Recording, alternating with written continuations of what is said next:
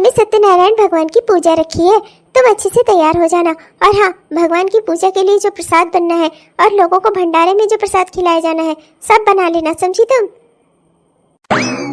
माँ जी, मैं बना तो देती, पर क्या है ना कि कल पूरे घर की नीचे जो बेसमेंट वाला कमरा है उसकी पूरी सफाई की है। बहुत गंदगी थी वहाँ पर, पूरा कमरा धोना भी पड़ा है। वो क्या है ना माँ जी, नीचे से जो रोशनदान ऊपर खुला हुआ है उसमें से स्मेल आ रही थी वहाँ के सिरन की। तो सब सही किया माँ जी, बहुत एकदम कमर टूट गई, बहुत दर्द हो रहा है माँ जी। माँ जी, सत्यनारायण भगवान की पूजा हम अगले हफ्ते नहीं रख सकते क्या? आपके ये हफ्ते रखना जरूरी है क्या? हाँ हाँ, क्यों नहीं बहू, तो भगवान की पूरी इस समय सारणी ही बना दे। कितने बजे उन्हें उठना है, कितने बजे सोना है, कितने बजे खाना है, कितने बजे कहाँ जाना है ना बहू? माँ जी, अगर दीदी को कोई तकलीफ है तो आप उन्हें परेशान मत करिए।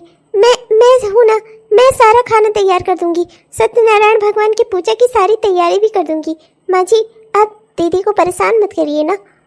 हाँ हाँ बहू, क्यों नहीं, और इसकी हिस्सा माँ भी तो ही बन जाना। अरे पागल हूँ क्या मैं जो सत्यनारायण भगवान की पूजा यूं ही रखवा रही हूँ? अरे इस महारानी के लिए ही तो रखवा रही हूँ। शादी को 4 साल हो गए, अभी तक एक पोता पोती कुछ नहीं दे सकी मुझे ये। अब इसके लिए पूजा न रखवाऊँ तो और करूँ क्या? ऊपर से तू आते ही शुरू हो जा तू। हाँ, इसका हिस्सा सारा काम भी कर ले, इसका हिस्सा बच्चे भी पैदा कर देना, उससे इसी को तो फायदा होगा। क्यों महारानी, पूजा पाठ में तो तुम्हारा मन लगता नहीं ना? भगवान को शेड्यूल बता रही है आलसी कहीं की। अरे एक टाइम का खाना बना लेगी तो घट नहीं जाएगी अपनी बिना देवरानी की? हाँ नहीं तो, अरे जब ये नहीं आई थी तब भी तो इस घर में तू ही काम करती थी, लेकिन अब ये आ गई है तो यही करे, तुम क्यों करो? यही बात है ना, इसीलिए तो है सारी परेशानी तुम्हारी। एक बात अच्छे से समझ ले बहू, तो जो है ना, बांझ कहते हैं उसको, और तेरा बांझपन दूर करने के लिए ना ही मैंने ये पूजा रखवाई है घर में। और मैं प्रसाद के लिए कोई ना नुकुर ना सुनूं। कथा शुरू होते ही उससे पहले ही अपशगुन कर दे तू। जो रही सही मेरी उम्मीदें है ना वो भी खत्म कर दे। रहे ऐसे बस, तुम 2 ही रहना, 2 से 3 4 कभी मत होना। हाँ, माफ करिएगा माँ जी, मैं बना दूंगी, मैं पूरा प्रसाद भी बना दूंगी और पूरा खाने की और पूजा की तैयारी भी कर दूंगी माँ जी। मैं तो बस इस घर परिवार का भला ही सोचती हूँ। अरे पोता पोती का मुंह मैं भी देख पाऊंगी या ऐसे ही मुझे इस दुनिया से जाना पड़ेगा? तंग आ गई हूँ मैं, क्या करूँ भी? तुझे आए हुए 4 साल हो गया पर अभी तक तूने मुझे पोता पोती किसी का मुंह नहीं दिखाया। ऐसे जिंदगी कटती रहेगी तेरी? तेरा क्या जा रहा है? दुखी तो मैं हूँ ना। मैं पता नहीं कब भगवान के यहाँ से बुलावा आ जाए, अपने पोता पोती की शकल भी ना देख पाऊँ मैं तेरी वजह से। और तेरा तो मन भी नहीं लगता ना पूजा पाठ में। दीदी रोइए नहीं, भगवान देर सवेर जरूर सुनते हैं, पर सुनती सबके हैं। आप तो भगवान की इतनी पूजा पाठ करती हैं, भगवान को इतना मानती हैं। दीदी, भगवान के सामने घंटों बैठकर पूजा पाठ करना ये बहुत अच्छी बात नहीं। अच्छी बात तो ये है कि भगवान को अपने दिल में बसा कर रखना, और जो भी इंसान आपको दिखाई दे उस सभी के साथ अच्छा करना। आप सभी के साथ अच्छा करती हो, मेरे साथ अच्छा करती हो, माँ जी के साथ अच्छा करती हो, तो आप क्यों चिंता करती हो? भगवान अभी आपकी नहीं सुन रहे हैं तो क्या हुआ, आज नहीं तो कल भगवान आपकी जरूर सुनेंगे, भगवान आपकी गोद जरूर भरेंगी। दीदी आप चिंता मत करो। राधिका, पता नहीं कब वो दिन आएगा, पता नहीं कब भगवान मेरी गोद सुनेंगे। पूरी दुनिया मुझे ताने मारती है, मैं तो जीना ही नहीं चाहती। हे भगवान, या तो मुझे औलाद दे दो, या तो मुझे अपने बच्चे का मुंह दिखा दो, या तो मुझे इस दुनिया से ही उठा लो। तंग आ गई हूँ मैं रोज रोज के लोगों के ताने खाते खाते, घर में माँ जी की बात सुनते सुनते। दीदी दीदी दीदी, ओ दीदी, कहाँ हो आप? दीदी आओ ना, मुझे आपसे बहुत जरूरी बात करनी है दीदी। हाँ हाँ, यही हूँ। अरे कहाँ चली जाऊंगी? अरे घर का ही कुछ काम निपटा रही थी। इनके अलमारी बिगड़ा हुआ था ना बहुत दिनों से, इन्हें अपनी कोई शर्ट ही नहीं मिलती सही समय से। क्या है ना कि आजकल तबीयत भी कुछ ठीक नहीं थी, तो सब काम इकट्ठा होते चले गए। अब इन्होंने कहा था कि एक दिन मैं ना रहूं तो मेरी अलमारी ठीक कर देना, बस वही करने लगी। क्या हुआ, तुम ठीक तो हो? कहीं बाहर घूमने जा रही हो क्या? तुम्हारी ऐसी शकल, ऐसा सब कुछ कैसे हुआ है? बाहर घूमने नहीं जा रही हूँ दीदी, घूमकर आ भी गई हूँ, और वहाँ से आपके लिए प्रसाद भी लाई हूँ। मैंने वहाँ पर मन्नत मांगकर धागा बांधा है, भगवान आपकी गोद जल्द से जल्द भर दे, आपको भगवान एक अच्छी सी संतान दे दे। बस इसी बात का मन्नत वाला धागा बांध कर आई हूँ। मैं खूब खुश हो जाऊंगी, बस एक बार भगवान इतनी सी कृपा कर दे, आपकी खाली गोद भर दे दीदी, मुझे और कुछ नहीं चाहिए। राधिका, तू मेरे लिए इतना सोचती है, इतना तो शायद मेरी सगी बहन होती तो वो भी मेरे लिए ना सोचती। राधिका, तू मेरी देवरानी नहीं, मेरे लिए मेरी कुछ है, मेरे परिवार से बढ़कर है तो मेरे लिए। अरे दीदी, मैं तो जो भी करती हूँ अपने स्वार्थ में ही करती हूँ। अब कल को आपका जो भी बच्चा होगा वो भी, मेरा भी तो कुछ होगा, मुझे भी तो बच्चा खिलाने को मिलेगा। कितनी खुश हो जाऊंगी मैं। 2 सप्ताह बाद। क्या तू सच बोल रही है? मैं तो बेहद खुश हो गई। हे भगवान, आपकी लाख लाख कृपा, आपने तो पत्थर पे भी फूल खिला दिया। ये सब कुछ ना मेरी पूजा पाठ का फल है। इतना भगवान से मांगा ना कि भगवान को देना ही पड़ा, वरना तेरे तो शायद नसीब में बच्चे लिखे ही नहीं थे। जो कुछ भी हो रहा है ना, सब मेरे नसीब से ही हो रहा है। अब तू अपना तैयारी कर, सब बढ़िया से हो जाना चाहिए। अच्छा जी माँ जी। देखा ना, इतनी बड़ी खुशखबरी आई है छोटी बहू। मैं आज बहुत खुश हूँ, पर अब मैं क्या करूँ? तो जानती ही है, मैं इसे तो इसके मायके भी नहीं भेज सकती। आम टाइम में तो इस समय लड़कियां अपने मायके जाती हैं, पर अब मैं इसे कहाँ भेजूं? इसके तो कोई मायका ही नहीं है। इसकी माँ और इसके बाबूजी मर गए और इसके भैया भाभी इसकी शक्ल ही नहीं देखना चाहते, तो इसकी सेवा करना तो दूर की बात है। अब मैं करूँ क्या बहू?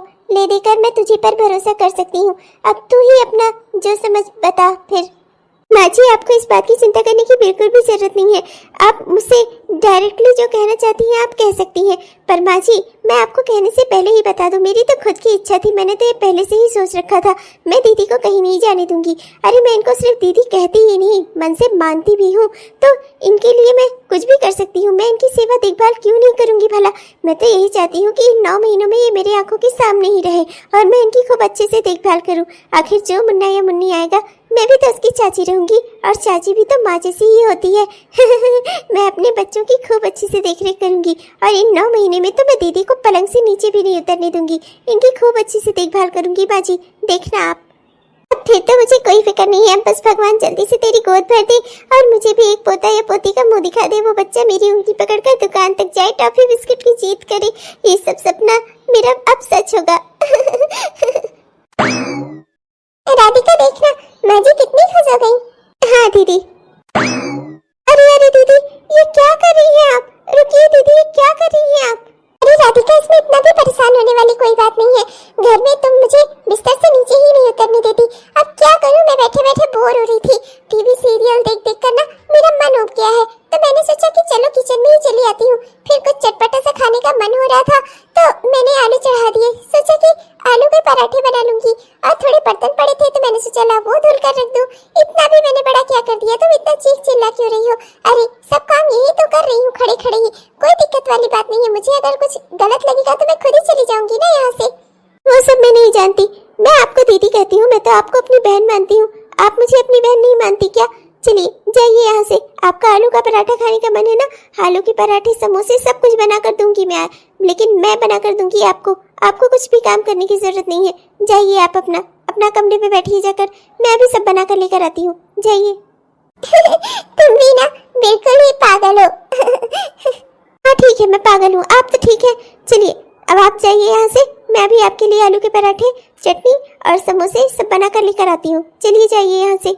और सिर्फ ये चटोरा चीजें खाने से ही आपकी सेहत नहीं बनेगी। मैंने आपको जो दूध दिया था मेवे वाला, वो आपने पिया कि नहीं? और हाँ, वो मैंने आपको फल भी तो काट कर दिए थे, आपने खाए कि नहीं? अभी मैं फलों का जूस भी दे जा रही हूँ आपको। जब तक आलू का पराठा और जब तक ये सब बनता है, तब तक आप जूस भी पी लीजिए। अरे हाँ हाँ बाबा, दे देना जो तेरा मन करे, सब खा पी लूंगी मैं। हाँ नहीं तो मैं तो यही चाहती हूँ, दीदी का बच्चा खूब स्वस्थ हो, मेरी आंखों के सामने हो।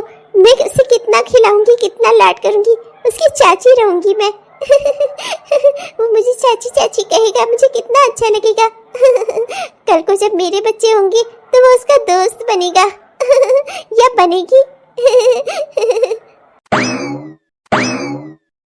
माँ जी, मैंने गोद भराई की सारी रस्म की तैयारी कर दी है, सब कुछ बढ़िया से हो गया है, सारा खाना भी बना दिया है। माँ जी, वो शाम हो गई थी तो मैंने सोचा कि दीदी को थोड़ा बाहर टहला दूं आज। वो मैंने पढ़ा था माँ जी, प्रेगनेंसी में औरतों को थोड़ा थोड़ा बाहर भी टहलते रहना चाहिए, उससे सब सही रहता है। माँ जी, मैं जो है पढ़ के किताबें तब उस हिसाब से दीदी की केयर करती हूँ। मैं नहीं चाहती कि जरा सा भी दीदी को कुछ अनकंफर्टेबल हो। अरे मुझे कुछ भी अनकंफर्टेबल नहीं है। अनकंफर्टेबल दीदी, परेशानी वाला। हाँ हाँ वही, मुझे कोई परेशानी नहीं है। हाँ तो लिए बनवाती हूँ वो सब तो बना बना करना बड़ी बहू के लिए रख देना, ठीक है? जी माँ जी। तुम तो बहुत थक जाती हो आजकल यार। रात के 1-1 बजे तक सोने आती हो, ऊपर से उसमें भी भाभी तुम्हें कभी ना कभी कुछ ना कुछ बनाने, कुछ ना कुछ खाने के लिए बुलाती ही रहती है। मैं तो तुम्हें इस तरह देखकर बहुत दुखी होता हूँ। कितना परेशान हो जाती हो तुम। दिन भर काम पड़ते हैं तुम्हें, दिन भर तुम काम करती रहती हो, ऊपर से माँ अलग कोई ना कोई पूजा और कोई ना कोई फंक्शन वो किए रहती हैं, उसी में तुम्हें और थकान हो जाती है। तुम्हारी ये हालत देखकर मुझे बहुत दुख होता है। जब तुम सोती हो ना तो ऐसा लगता है जैसे कि कोई पहाड़ तोड़कर आई हो। सच बता रहा हूँ। ये सारी थकान ना जी एक पल में फुर हो जाएगी जब मैं ये सोच लेती हूँ कि एक दिन दीदी का बच्चा हमारे आंगन में खेलेगा, मेरे साथ खेलेगा, मुझे चाची चाची कहेगा। आपको अच्छा नहीं लगेगा जब वो आकर आपको चाचा चाचा कहेगा? कितना खुश हो जाएंगे आप, है कि नहीं? आप हमेशा ना अच्छी चीजें सोचा करिए। अब है नहीं कोई इस घर में काम करने वाला तो मैं ही तो करूंगी, और फिर माँ जी का फंक्शन करना भी तो बनता है। इतने समय बाद भगवान ने हमें खुशियाँ दी हैं तो कम से कम हमें उन खुशियों को एंजॉय तो करना चाहिए। आपको पता है दीदी हर मोमेंट की फोटो खींचती है, मुझे बहुत अच्छा लगता है। वो कितना कितना मन से वो इस चीज का इंतजार कर रही थी। हाँ लेकिन लेकिन कुछ नहीं, अब मुझे बहुत तेज नींद आ रही है, सो लेती हूँ थोड़ा, और कल सुबह उठकर मुझे दीदी के लिए जल्दी से अच्छा वाला दूध भी बनाना रहेगा, और माँ जी जो जो कहेंगी वो खाना भी उनके लिए बनाना रहेगा, और फिर अगर उनकी भी कुछ इच्छा हुई तो वो भी बनाकर खिलाना रहेगा, और उसमें भी देख कर खिलाना पड़ता है कि उनकी सेहत को कोई नुकसान ना हो। सब कुछ बहुत अच्छे से हम लोग मैनेज कर रहे हैं, आप चिंता मत करिए मेरी, मैं ठीक हूँ। राधिका, ओ राधिका, राधिका, मेरा कुछ चटपटा खाने का मन हो रहा है, थोड़ा सा कुछ बना दो ना, और हाँ साथ में सूजी का हलवा भी बना देना। जी दीदी, बस 2 मिनट, मैं अभी सब कुछ बनाकर लेकर आई। अच्छा ठीक है, मैं चलती हूँ। हाँ अभी दीदी का कुछ खाने का मन है, मैं उन्हें जरा बनाकर दे आऊँ। जो तुम्हारा मन करे करो। मैं तो ये कह रहा था कि अपने बारे में भी इंसान को सोच लेना चाहिए। दूसरे की सेवा करने में इतना भी पागल मत हो जाओ कि अपनी सेहत का कोई ख्याल ही ना रखो। अरे रात को 12-1 बजे इनका जब मन करता है तब तुम्हें बुला लेती है। 1 बजे वैसे ही सोने आई हो तुम, उसमें भी इनके ऑर्डर लग रहे हैं। इतना तो कोई घर में अपनी बहन का ना बर्दाश्त करे। पता नहीं कैसे तुम इतना सह लेती हो, मुझे तो समझ ही नहीं आता। मैं तो अपना सोने जा रहा हूँ, अब मुझे जागना ही नहीं है। तुम्हारा जब मन करे आ जाना, मन करे तो अपनी दीदी की सेवा ही करती रहना। अरे नाराज मत होइए, दीदी हमारी कोई गैर थोड़े है, ये परिवार हमारा अपना ही तो है। माँ जी, दीदी, भैया सब हमारे अपने ही तो है। इनकी अगर केयर हम नहीं करेंगे तो फिर और कौन करेगा। अच्छा मैं चलती हूँ, वरना दीदी को पता नहीं कितनी नई तरीके से क्रेविंग हो रही होगी, उन्हें कितना इंतजार होगा कि मैं कुछ उन्हें बनाकर खिलाऊंगी। मैं बस उनको देकर 2 मिनट में वापस आई। आओ चाहे ना आओ, सो जाना वहीं अपनी दीदी के पास। आज मैं बहुत खुश हूँ, मेरी बहू को बेटा हो गया, बेटा, दादी बन गई मैं, और मेरे घर में पोता आ गया, मेरे कुल का दिया, मेरा वंशज, मेरा लाल, मेरा लाडला। बहू तूने देर आए पर दुरुस्त आए वाले काम किए हैं। मेरा प्यारा पोता। आज मैं बेहद खुश हूँ। हाँ माँ जी, मैं भी आज बहुत खुश हूँ माँ जी। माँ जी, मैंने भी बहुत पूजा पाठ की थी, मैंने भी बहुत अच्छे कर्म किए थे, उसी अच्छे कर्मों के फल से भगवान ने मेरे घर में दिया दिया है। हाँ बहू, ये हमारे कुल का दीपक है, मेरा लाडला, मेरा राजा। लाइए ना दीदी, मैं भी मुन्ने को जरा गोद में ले लूं, मैं भी इसे थोड़ा खिला लूं। नहीं, वो क्या है ना कि जब बच्चा दुनिया में आए और नया नया रहता है ना, तो उसे ज्यादातर लोगों को देना नहीं चाहिए गोद में, इसीलिए मैं अपने बच्चों को अपनी ही गोद में रखूंगी, कहीं किसी की गोद में नहीं दूंगी। अरे पर क्यों दीदी, हमारा मुन्ना हमारे घर का ही तो है। अरे मैं इसकी चाची हूँ, क्या मेरा इतना भी हक नहीं कि मैं अपने मुन्ने को अपनी गोद में ले सकूं? दीजिए ना दीदी, एक बार बस। हाँ बहू, दे देना, अगर ये मांग रही है इतना तो एक बार ये भी खिला ले बच्चे को। नहीं माँ जी, भगवान ने मुझे बहुत ही रहमो करम पर ये मुझे इतनी बड़ी खुशी दी है, मैं इस खुशी को ऐसे इधर उधर नहीं कर सकती माँ जी। मैं अपने बेटे की जिंदगी को लेकर कोई रिस्क नहीं ले सकती माँ जी। जिंदगी को लेकर रिस्क मतलब? बुरा मत मानना, पर साल भर तो तुम्हारी शादी को भी होने को आ रहा है ना, अभी तक भगवान ने तुम्हारी गोद नहीं भरी। मुझे बहुत ही अफसोस है, अभी तक तुमने कोई खुशखबरी नहीं दी है। अब देखो मेरा बच्चा भी नया नया है, अभी मैं नई माँ बनी हूँ, तुम्हें ना मुझसे थोड़ा दूर रहना चाहिए, मेरे बच्चे से भी थोड़ा दूर रहना चाहिए। हाँ बड़ी बहू की चिंता में मैं तुझे तो देखना ही भूल गई। 1 साल तो तेरी भी शादी को पूरा होने वाला है, अभी तक तूने भी कोई खुशखबरी नहीं दी। पता नहीं तेरा क्या इरादा है, पता नहीं तू मेरे छोटे बेटे का वंशज उसका नाम आगे बढ़ाएगी भी कि नहीं। ऐसे ही रहने वाली है तू, समझ नहीं आता मुझे। माँ जी, दीदी, आप लोग ये कैसी बातें कर रही हैं? अभी तो मेरी शादी को साल भर भी नहीं हुए। कर लिया ना तुमने अपने मन की। बहुत सेवा कर रही थी ना, दीदी दीदी कर रही थी, तभी तुम्हें समझा रहा था। किसी भी इंसान को इतना भी अच्छा नहीं समझना चाहिए। अरे तुम पागलों की तरह इनकी देखभाल कर रही थी, और देखो आज ये तुम्हें क्या सुना रही है। अरे माँ, अरे भाभी, किसी का इंसान का पर्सनल मैटर भी हो सकता है कि वो कितने साल बाद अपना खुद का फैमिली प्लान करता है। आप लोग ऐसा कैसे कह सकती हो मेरी बीवी को कि ये बांझ है? हाँ तो ठीक है, नहीं है तो अच्छी बात है, पर मेरे बच्चे से और मुझसे थोड़ा दूर है। क्या है ना कि भगवान की कृपा से मुझे पहली बार में ही बेटा मिल गया है। अब इससे बड़ी कृपा भगवान मुझ पर क्या ही करेंगे। लोग तरसते रहते हैं, किसी किसी की तो बेटियां ही बेटियां हो जाती हैं, और मुझे तो भगवान ने बेटा दिया है, तो मैं तो खुशी रहूंगी ना। और ऐसे मनहूस लोगों से उसे दूर ही रखूंगी ना। बस भाभी, मैं इससे ज्यादा एक लफ्ज भी अपनी पत्नी के खिलाफ और बर्दाश्त नहीं करूंगा। मनहूस है मेरी बीवी, इसी के बनाया खिलाए से खाने से आपको आज ये पेटा हुआ है। मनहूस थी ये, हाँ, तब आपने क्यों नहीं बोला जब आप इससे सेवा करवा रही थी अपनी? तो रात के 1-1, 2:30 बजे तक आपने बनवा बनवा कर खाया है मेरी बीवी से, और आज ये मनहूस हो गई। अरे तो तू अपनी पत्नी को बोलता क्यों नहीं कि अपने परिवार बढ़ाने पर ध्यान दे? हाँ, अगर सब कुछ तुम लोग अपने मन से कर रहे हो तो अपने मन से ये काम क्यों नहीं करती? अरे परिवार बढ़ाने की जरूरत नहीं है क्या तुम दोनों को? शादी किस लिए की है फिर तुम दोनों ने? हाँ, मनहूस तो ये है ही, मैं जानती हूँ ना। माँ बनने की तो कोई गुण ही नहीं है, इसमें कोई लक्षण नहीं है। बड़ी बहू सही कह रही है, ये मनहूस है, मनहूस। बस माँ, अब आप भी मेरी बीवी को मनहूस कह रही हैं। आप लोगों का अपना अपना काम निकल गया ना, तो अब मेरी बीवी मनहूस हो ही जाएगी। अब ये जैसी भी है, मैं इसके साथ रह लूंगा। मुझे है ना आप लोगों के साथ नहीं रहना। अब मेरा बंटवारा कर दो माँ, मेरा हिस्सा अलग कर दो। मैं अपनी जिंदगी जीती जिंदगी ना अपने घर के 2 टुकड़े नहीं होने दूंगी। तेरी बीवी मनहूस है तो है। ठीक है माँ, मेरी बीवी मनहूस है तो ये मेरे साथ ही रहेगी। अब कल से इस घर के 2 हिस्से होंगे, उधर वाला हिस्सा आप लोगों का, इधर वाला हिस्सा हम दोनों का, हम दोनों पति पत्नी का। ठीक है माँ, आप अपने हिस्से में रहिए, अपने पोता पोती जो भी हो उसके साथ, और अपने बेटे के साथ, अपनी बहू के साथ, और भी जो हो उनके। लोग ऐसे कैसे बदल जाते हैं जी। अभी 4 दिन पहले की बात है, दीदी की सेवा करती थी, छोटी बहन से कम नहीं मानती थी वो मुझे, और आज उन्होंने मेरे साथ ऐसे किया। मुन्ने को मुझे अपनी गोद में छूने तक नहीं दिया उन्होंने। क्या मैं सच में मनहूस हूँ? तुम देखो, तुम्हें सच्चाइयों पर यकीन नहीं था, मुझे तो पक्का था, पूरा था। अरे दीदी, मेरा लाडला, मेरा प्यारा बेटा, मेरा लाडला, मेरे कुल का दिया, मेरा चिराग, इस खानदान का वारिस।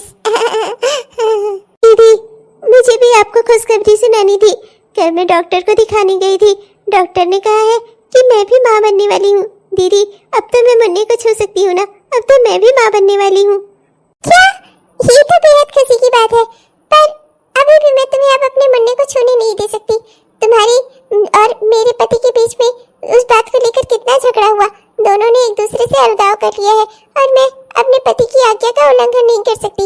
मैं तुमसे मिलने बोलने नहीं आ सकती, और न ही तो मैं अपने मुन्ने को तुम्हारी गोद में दे सकती हूँ। माफ करना मुझे राधिका। पर दीदी, आप जानती है ना, मेरे भी कोई नहीं है, मेरी भी तो कोई नहीं है मायके में। मैं वहाँ किसके सहारे जाऊंगी? मेरे तो कोई भाई भी नहीं है, मैं अपने माँ बाप की अकेली ही बेटी थी। माँ बाप के जाने के बाद वहाँ भी मेरा कोई नहीं है। दीदी, अब इस समय में मेरी कौन देखभाल करेगा? आप ही तो हो मेरी। तेरी खुशखबरी सुनकर हमें अच्छा लगा, पर मेरे बड़े बेटे ने हम दोनों को मना किया हुआ है। किसी भी स्थिति परिस्थिति में हम दोनों जो रेखाएं घर के बीच खींची है ना, उसका उल्लंघन नहीं कर सकते। हम सब कुछ बदल कर तेरी ओर नहीं आ सकते। माफ करना हमें। पर माँ जी, चलो बहू यहाँ से।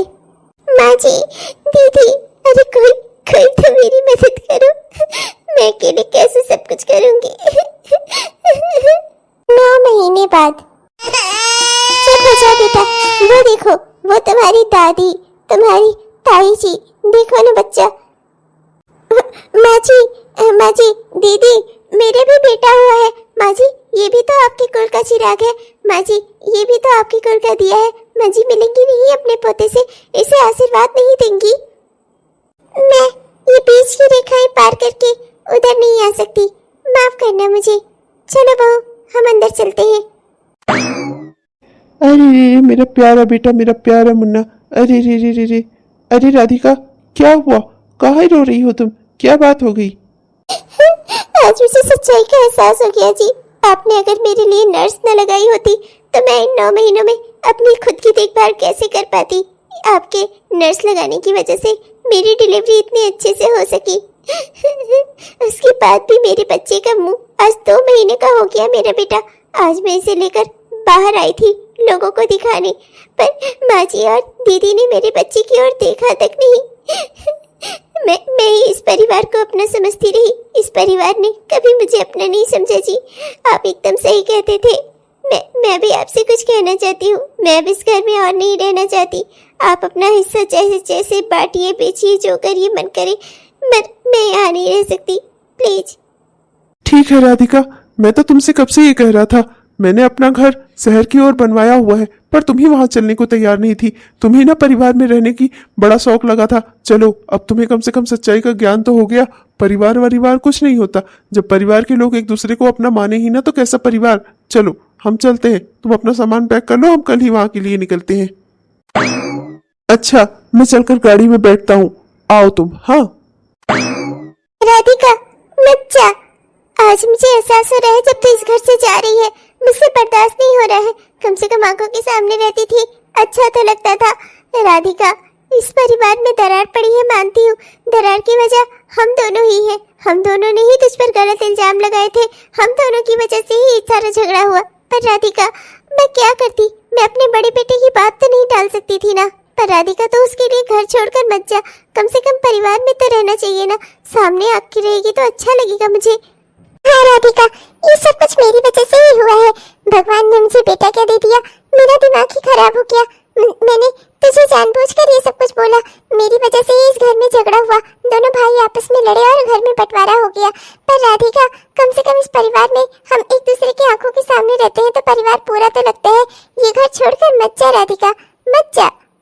तो खुद सोच, कल को हमारे दोनों बच्चे, मेरा बेटा और तेरा बेटा, वो आपस में हमने क्या सोचा था कि दोनों साथ मिलकर खेलेंगे, कूदेंगे, बड़े होंगे। अब तो खुद सोच, वो आपस में अगर एक दूसरे से दूर रहेंगे तो जो उनके पिता के बीच में दुश्मनी है, वही दुश्मनी बच्चों में भी आएगी। मैंने सोच लिया दीदी, मैंने तो सब कुछ सोच लिया था। इस परिवार में एकता बनाने के लिए आप परिवार के लोगों को अपना समझा। मैंने आपकी सेवा दिन रात की जब आप प्रेग्नेंट थी तो, लेकिन जब मेरी बारी आई तो आपने भी मुंह मोड़ लिया। और माँ जी, आपने भी मुंह मोड़ लिया। दीदी के माँ बनने पर तो आप बहुत खुश हुई थी, और जब मेरी बारी आई तो आपको मुझसे कोई मतलब नहीं था। जब तक मैं माँ नहीं बन रही थी तब तक आपने मुझे बांझ होने का ताना मारा, मेरी कितना तिरस्कार किया, मुझे कितना परेशान किया। और जब मैं माँ बनने को हुई तो आपने मुझसे पल्ला झाड़ लिया। आपका फिर मेरे ऊपर कोई अधिकार नहीं रह गया। मेरी केयर करने की, मेरी अच्छाई बुराई देखने की आपकी कोई जिम्मेदारी नहीं थी। जब दीदी माँ बनने वाली थी तब तो आप रोज उनका खाना क्या खा रही है, दूध कब पी रही है, हर चीज का आपने हिसाब रखा। और जब मेरी बारी आई तो आप बड़े भैया के में बंटवारा होने का नाटक करने लगी। हाँ, जब मेरी सेवा की बारी आई तो न दीदी मेरे आँख के आगे आई न आप। मैं ये दिन अपनी जिंदगी में कभी नहीं भूलूंगी। अगर इन्होंने नर्स न लगाई होती तो मैं कितना परेशान होती, मैं कैसे करती अपनी अपना सब कुछ। आप कह रही है ना कि बच्चे क्या सीखेंगे, बच्चे वही सीखेंगे जो हमने उन्हें सिखाया है। आपने अपने बच्चे को वही सिखाया जो आपके पति ने आपसे कहा सिखाने को। मैं भी अपने बच्चे को वही शिक्षा दे पाऊंगी जो उसके पापा उसे सिखाएंगे। अपने 2 महीने के बच्चे को लेकर आपके लोगों के आगे खड़ी थी।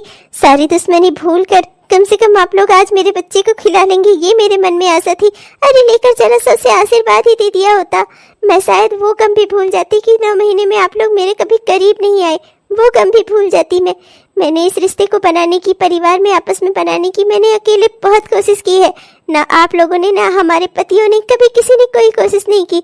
और अब दीदी, मैं सारे कोशिश कर करके ना हार चुकी हूँ। अब मुझे किसी से कोई रिश्ता नहीं रखना। मायके में मेरा कोई रिश्ता नहीं था, इसीलिए मैंने सोचा था कम से कम ससुराल में तो मेरा परिवार है, ससुराल के लोग तो मुझे समझेंगे। पर आज मैं समझ गई कि आप लोग भी मेरे अपने नहीं हैं, जिन्होंने इन 9 महीनों में मेरा कोई साथ नहीं दिया। मेरे 2 महीने के बच्चे को देखकर आप लोगों ने उधर मुंह फेर लिया, तो क्या ही आप मेरा परिवार है। मैं क्यों रहूं यहाँ पर? आपसे भले तो गैर है। राधिका ने मेरी कितनी देखभाल की थी, आज उसने सब कुछ कह दिया माँ जी। राधिका ने मेरी कितनी देखभाल की थी, अब मैंने उसके साथ क्या किया? सब कुछ मेरी वजह से हुआ, मेरी वजह से 2 भाइयों के बीच में बंटवारा हो गया। एक बेटे के घमंड में आकर मैंने इतना कुछ कर दिया। मैं ऐसा कैसे कर सकती हूँ? बहू, तूने तो जो किया, मेरे लिए तो दोनों बेटे दोनों बहुएं बराबर थी ना। छोटी बहू सही कह रही थी, मैंने उसके साथ बहुत गलत किया है। पछताए क्या होता माँ जी, जब चिड़िया चुग गई खेत, अब तो वो चली गई यहाँ से, हमारा परिवार खत्म हो गया। मैंने अपने ही हाथों से उजाड़ दिया अपने घर को। हेलो दोस्तों, आप सबको दिल से मेरा प्यार भरा नमस्कार। कैसे हैं आप सब? उम्मीद करती हूँ कि बहुत ही बढ़िया होंगे। आपने हमारा यह वीडियो पूरा देखा, इसके लिए आपका दिल से बहुत बहुत धन्यवाद दोस्तों।